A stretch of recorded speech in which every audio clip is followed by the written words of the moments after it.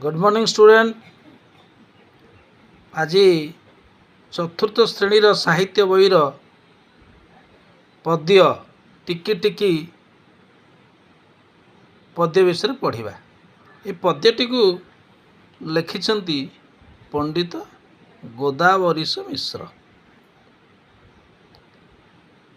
टिकी टिकी टोपा पानी रे गढ़ा होईछि सिंधु, दिशु नाई सिना आखि की तार असंख्य बिंदु।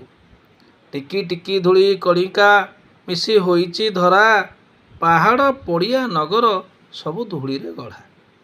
गोटी गोटी केते गछरे परा तियारी बन, एते लोकहित साधुची एते बांटुची धन।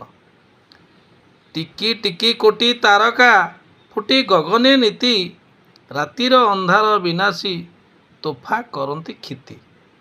लबे लबे दया हृदय देई पारे जे नर, से का बोलाए जगते दयामयंक चर।